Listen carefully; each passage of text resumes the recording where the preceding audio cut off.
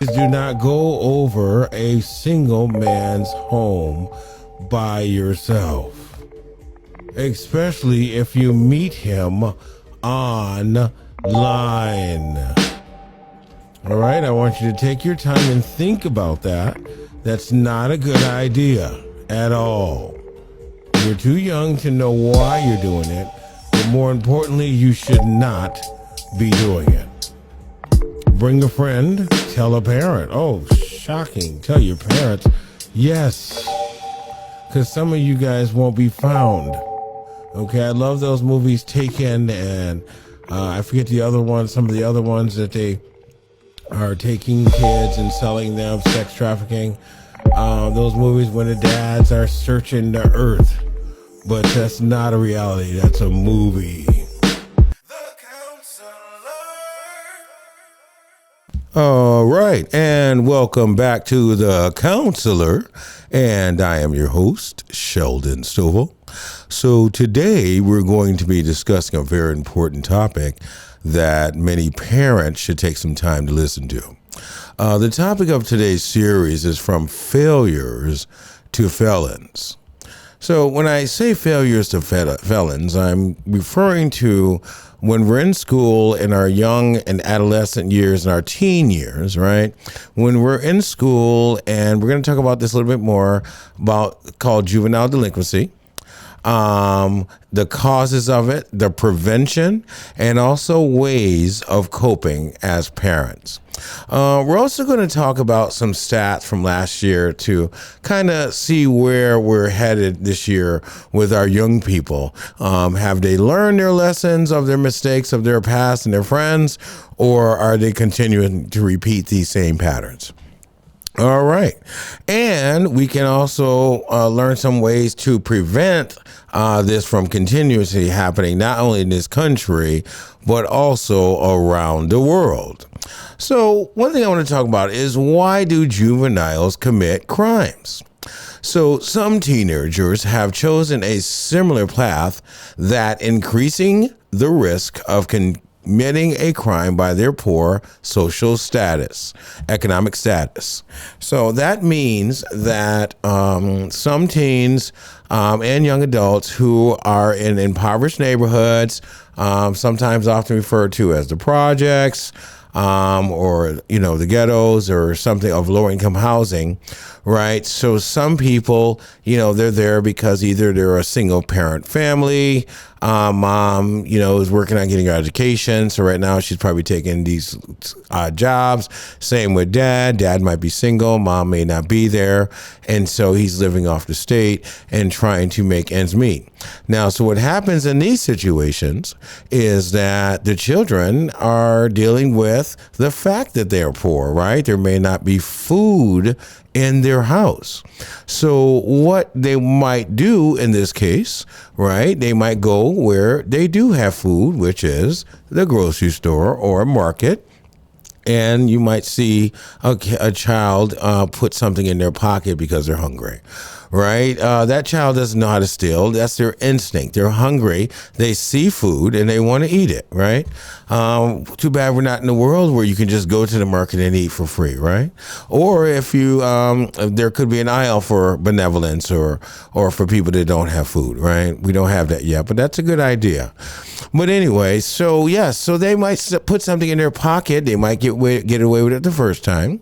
And kids, I do want to tell you, as someone who's worked in these type of stores, yes, we've seen you do it the first time. We've seen you do it the second time. So what we're doing is setting you up to catch you on the third time. All right, just to let you know that. All right, so that means when you see all the aisles clear and nobody's there, right, somebody's watching you in your every move, right? So what happens? You get caught when you steal, and then now you're considered a juvenile delinquent. All right. So even in different attitudes of parents, right? So sometimes parents and children have indifferent attitudes with each other, right? And parents, I do want to say this to you from the goodness of my heart and from the bottom of my heart. Stop getting mad at your children for getting an attitude with you. Okay, you're getting mad at yourself. That's your creation.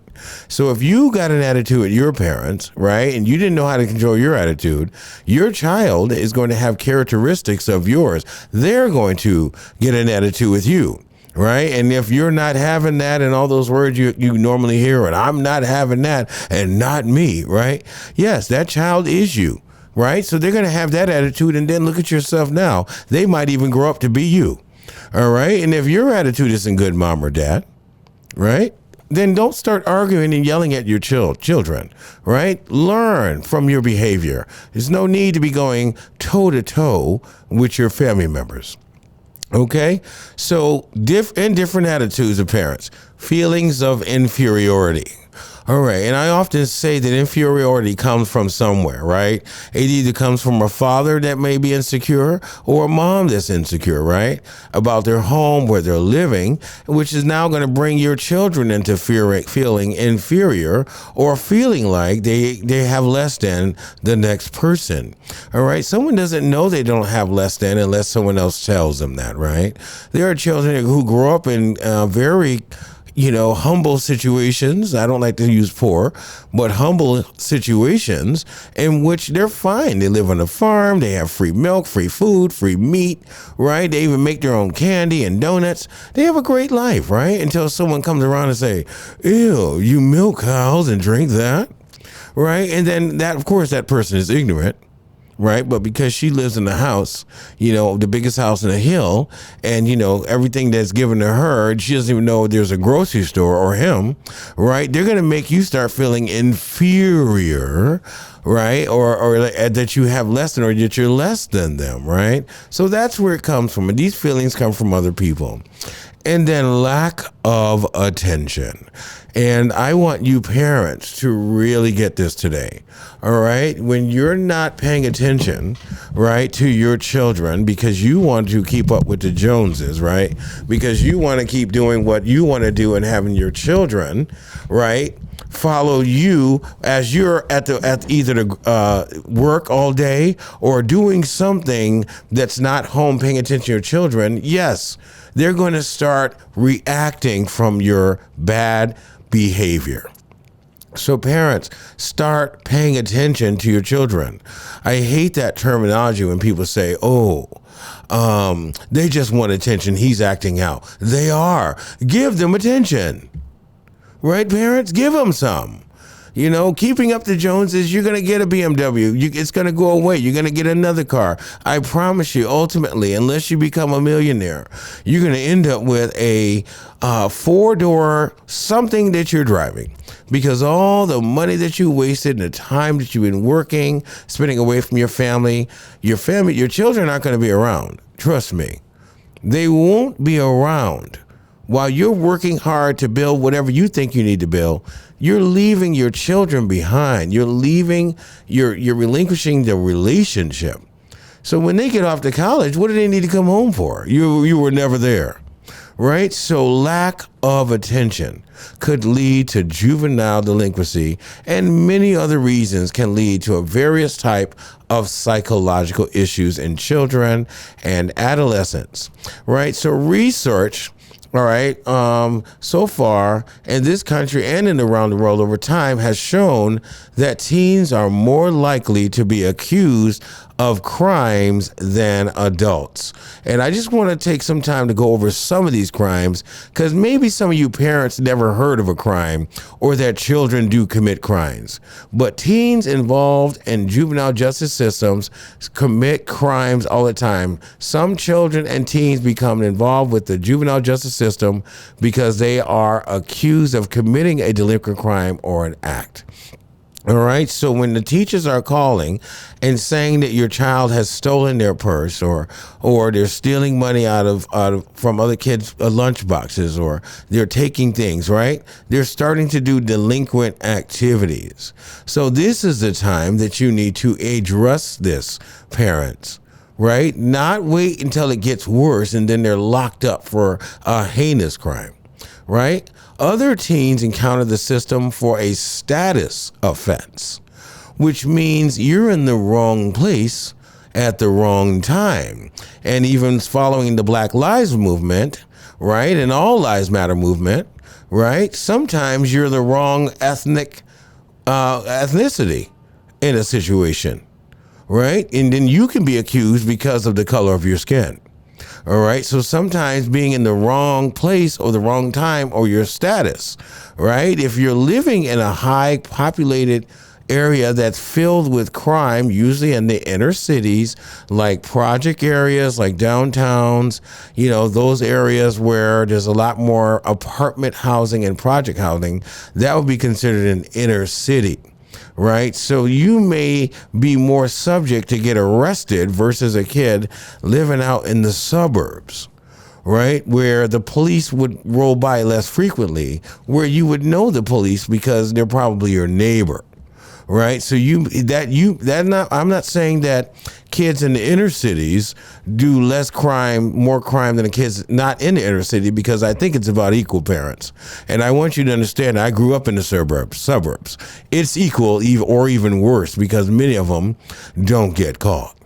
OK, so it could be your status. Also, actions that are illegal or only because of being a teenager. Right. And we're going to list some of these things that happen and how you guys can get arrested.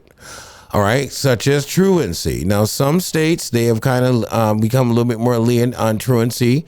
And even when I remember, I've never seen a truancy officer, but I have heard of it from my parents. Right. That if you looked like you were under 18, and it was 11:15 in the morning, ready to be afternoon, and you're walking down the street with a lollipop in your mouth, you better have some answers for that truancy officer. And the first thing they're going to ask is, where are your parents? Because truancy officers would see you outside of school, and their job was to either bring you to school or bring you to the principal or bring you to your parents or somehow find out why you're not in school. All right. And then underage drinking. All right. I want you young people to really listen and listen good, please. All right. I've been dealing with substance abuse for quite a few years now. And the number one answer across the board is that they began drinking at 13 and 14 and 15. And then they're 60 and 70 years old in a program, right, crying about their alcoholism, crying for how many family members they lost, crying about how they made mistakes. And if they would have gone back, they would not have taken that first drink. Underage drinking is serious. When you begin to drink, right, underage, what you're doing is you're allowing yourself to damage your brain cells. All right. You're putting in 100 proof alcohol in a growing brain that is not fully developed. All right. So I just want to let you educated ones know, and the ones who are trying to educate other people, know you cannot drink under 21, not because they don't want you to drink. It's illegal because it has been proven that it will damage your brain cells. So that's that. For example, say you're growing up and you're 14, right? And you're only 5'2", and then all of a sudden you're shot up to 6'2". Now, say you decide to just cut your legs off by the knees. Now you're going back down, right? So same thing. So even if you still continuously grow, now you have to get back up to the 6'1" first, right? So I know that sounds like a crazy example, but my point is your brain is developing. It's a very sensitive organ in your body. So when you're drinking, you're putting in 100 proof alcohol, ethyl alcohol, right? It's going into your body. It's going down. It's burned. You know how it burns in your esophagus when you guys are drinking and you make that face? Right? When you make that face, okay, you're drinking straight alcohol, which you shouldn't be doing in the first place. But of course, you don't know that because you're underage. So you're just happy you got something, right? You're supposed to mix it, right? But we'll talk about that another time. All right, so you're drinking that straight down. They call it a shot, right? It's going in. Now, do you think the burning stops when it goes in? No, it continues to burn all the way down to your liver and your kidneys, right? And then, of course, it's useless for your blood, but it's going to go in your bloodstream anyway because you're going to keep drinking, right? Because it spills over into your bloodstream. And where does your blood go, kids? Not all at once. Where does your blood ultimately go to? Your brain. And that's how the alcohol gets carried directly into your brain. And if you are underdeveloped, right, which you are, under 21, I can tell you now, your frontal lobe is not even fully developed until you're 25. All right, and that's for everybody. That's not depending on your body and everybody's different. No, that's a fact. It's been proven. All right, so you're destroying your brain cells. All right, and running away from home. All right, I'm just going to be straight up. Stop doing it. It's the most dangerous thing you can do. All right, you're underage and you're walking out of your parents' home of safety and protection. And I know that's not always the case, but of safety and protection and pavilion, and then going to go out into the world where you're no longer safe or protected. There has to be another way. Running away is not working, teens. All right, not all of these cases, however, are formally processed through the courts. All right, so what do we know about youth involved in the juvenile system? Well, while an estimated 2.7 million teens under the age of 18 were arrested in the United States during a single year in 1997, the number decreased by 70% by 2019. That meant that the things that we've been implementing, and I'm saying we because I've been involved as well, have been working, right? Parents, or the parents of the old ones that, in those years, they're a little older now. Most of you guys are now 21, 22, and 23 since 1997, right? So that did work. Parents, you got involved in the schools, right? You got involved in their situations, right? You paid attention to what was happening. You watched their behaviors, right? All right, so new parents, now you guys need to do the same thing because the overall rates have been steadily climbing over the past few years. And actually that's to 19, 20, 21, right? Over the past 2 years, the numbers have increased to approximately 450,000 delinquent cases nationwide are adjudicated and disposed in juvenile courts annually, right? So that number is rapidly increasing. And we're going to talk about why in a few minutes. But part of that has to do with, again, parents, we're now running back out there, working 2 and 3 jobs, and again, not paying attention to our own creations, our children. Okay? All right, so an estimated number of juvenile arrests since 2019 for all offenses, 750,000 juveniles in this country alone have been arrested since 2019. Okay, and these arrests, I'm going to list them and go over each one, include the following: murder and non-negligent manslaughter. What is your 16-year-old child doing up being tried as an adult for murder or manslaughter? Think about this. Parents, I'm not going to get too much into these video games, but why don't you go in there? I know the kids want Grand Theft Auto and he kills and this slayer and that killer, but pay attention because when they're watching this game 24/7, 7 days a week, these things are going into their mind, right? You ever see a little kid watching cartoons, Superman flying around, right? And then a little later on, they're playing with a cape wrapped around their neck and they're flying around. Thank God they're not jumping off of buildings, right? So what do you think? Your children are going to mimic what you allow them to see. All right, rape. I'm not going to go too deep into that today because we have an entire series next season. That's right. The counselor is going to do another season. So I want you to stay with us. And we're going to be talking about rape. But right now in this context, all right, young people, this goes hand in hand. Girls, stop traveling by yourself. When you're going somewhere, okay, I know it's cool. You guys might see this in the beginning of some of my shows, my TikTok. It's not cool to go over a single man's house by yourself, right? Why? Because guess what? You're leaving yourself open to being in danger, right? And yes, how about a guy going over seeing those guys? What is the difference? There is no difference. That guy can get raped too, right? But at the end of the day, it's about you protecting yourself, letting someone know, right, where you are and what you're doing. Telling your parents where the address, texting the address. Text the address of where you're at. Even if you're just going to go in and not tell anybody, text the address where you're at. That way, and do what I do. I take a full video shot when I walk into somebody's house I don't know. My phone is on. You might think I'm looking at it, but I'm video recording everything, right? You're not getting me today. Okay? So you get some things on camera, right? Okay, if you want to play foolish, then don't be foolish, right?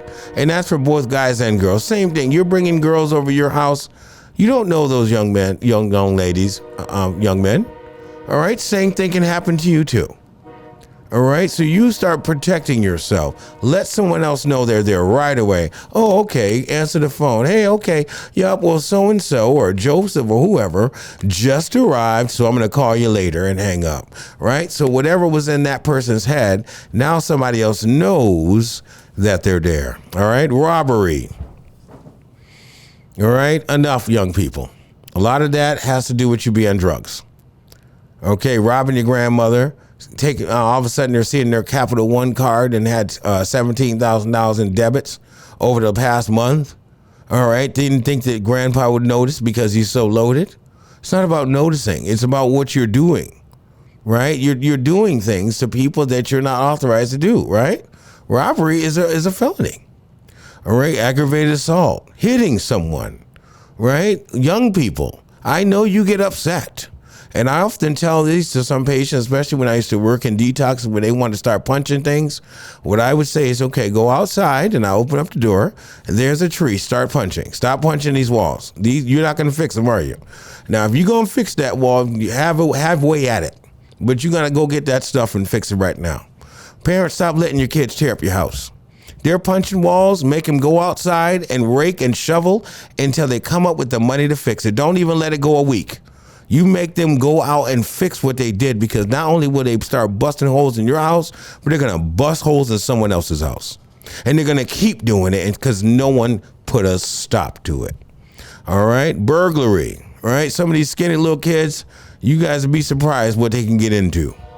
All right. They can slip their little skinny selves into a lot of things, right? Some of those windows are about that wide. You'll be surprised who can. I've actually seen someone slip their body right on in there. All right, some of these guys are small, and you know, once they're seeing something on a movie, they think they can do it, right? Larceny theft. That means you're taking a large amount of money, all right, from either a store or a person, a place, or a thing, right? So you want to discontinue that behavior. And parents, if your children are getting caught doing it underage, that we need to have some conversations with a counselor, right? So the reason why we have this show, The Counselor, we're encouraging you all to take advantage of getting counseling. Because if these things are going on, they need to be addressed by somebody. All right? Motor vehicle theft. I'm not going to go there. If you're letting your child drive to the point where they think they can go steal a car just to get around, all right, they're supposed to go get their permit, and then from their permit, they're supposed to read the manual and then take their test, go to driving school, or they can learn from then as long as there's an authorized driver, right? But don't let these kids start driving at 12 and then they're stealing cars at 14. It's your fault, all right? Because adult has to say yes to them, get behind the wheel. Oh, isn't Jimmy cute driving? Yeah, he's cute driving as he just stole a car and he's in a high-speed car chase. Forgery, right? And counterfeiting. Big no.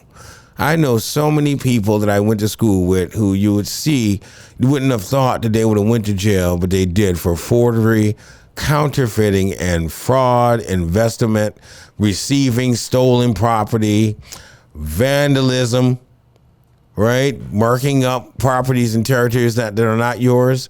There's so many canvases now. Like, you can go buy old calendars, you know, and draw on those, right? Why destroy someone else's property, especially if it's not yours? I still don't get that to this day. carrying weapons, right? We've been doing an entire series on that. All right. Prostitution. Yes, parents, some of your kids are prostituting themselves online. They're prostituting themselves online. Pay more attention. You're giving them these phones. You need to make sure there's parental locks on them until they're 18 years old. Yes, 18. Because you're responsible. People, they offer these young ladies and these young men money to show their body parts online. It used to be the Friends one on, I forget the name of the page. And then it went from that page to a whole bunch of YouTubes. And I mean, it just kept going on. I mean, I turned to the one thing, somebody was in their bikini briefs, and I'm like, why am I looking at what he had 13, 15, 50 subscribers, 50,000 subscribers. And what are you guys looking at that you're subscribing to? Someone standing there in boxers? It's very interesting. Gambling violations, drug abuse. Yes, parents, your children are on drugs. When you're finding rigs, they call them rigs, which are needles.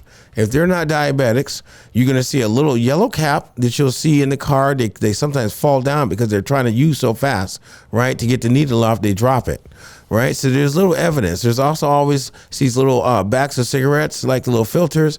Look around. Start looking around for evidence. Because some of you parents, your kids are getting by you. I mean, I've talked to parents and they said, I didn't even know my kid was on drugs. How do you not know your child is on drugs? Okay, look at their eyes. Listen to their behaviors, the words that they're saying. And then driving under the influence. Young people, I want to urge you again, stop drinking underage and then want to get in the car and kill somebody. You're a bad accident waiting to happen. All right? So I just want to let you know that if that's you or someone that you know that has been dealing with juvenile delinquency, and you fear that your child is going to go from failure to felon, I want you to contact the show. One pattern that I have noticed with many young people is that they're not caring about their grades in school, right? They're coming home with Fs, and they don't care. And parents, you don't care, right? Oh, we'll try to pull your grade up. What you're conveying to your child and what your child is conveying to you is that they're not really taking anything seriously. And so if they're not taking their own grades seriously, right, when they get older, do you think they're going to take their record seriously? Right? That record, that the background check I'm talking about, the Corey check that mostly every job does do, McDonald's included and Burger King, right? They do a background check. And if you have an F, see the correlation, an F on your record, right? 9 times out of 10, actually, I'm going to go one ahead of you. I can guarantee you they will not hire you at that job.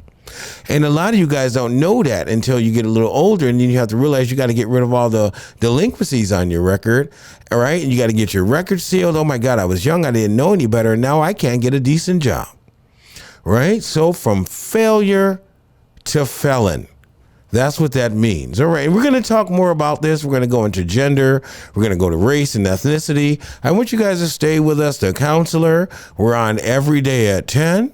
I want you to email me at promo@thecounselor.live, or you can slide up in my DMs. See you later.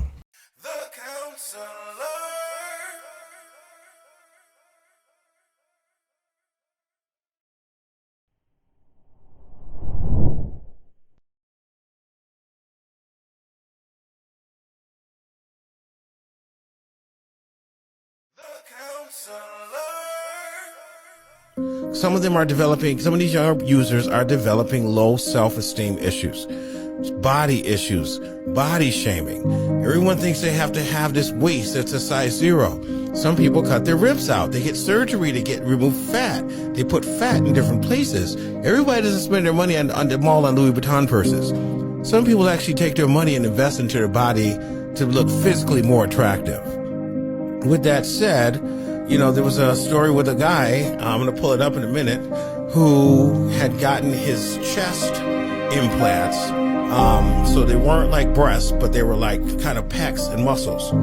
So, but because he was working out and the way he was working out, it started shifting them. So then they fell down under a pocket in his chest or something. I can't remember the entire article, but the point was the man, the surgery went botched. It went wrong and he almost died. He had to have him removed right away. And the first thing he said when he came out of the surgery was, "My life is over. What am I going to do?" So I said, wait a minute, give me a second. So, I just, so I'm a thinker. I like to think.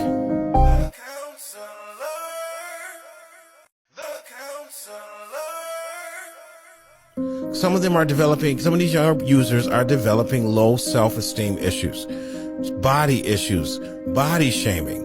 Everyone thinks they have to have this waist that's a size 0. Some people cut their ribs out. They get surgery to remove fat. They put fat in different places. Everybody doesn't spend their money on the mall on Louis Vuitton purses. Some people actually take their money and invest into their body to look physically more attractive. With that said, there was a story with a guy, I'm going to pull it up in a minute, who had gotten his chest implants. So they weren't like breasts, but they were like kind of pecs and muscles. So, but because he was working out and the way he was working out, it started shifting them. So then they fell down under a pocket in his chest or something. I can't remember the entire article, but the point was the man, the surgery went botched. It went wrong and he almost died. He had to have him removed right away. And the first thing he said when he came out of the surgery was, "My life is over. What am I going to do?" So I said, wait a minute, give me a second. So, I just, so I'm a thinker. I like to think.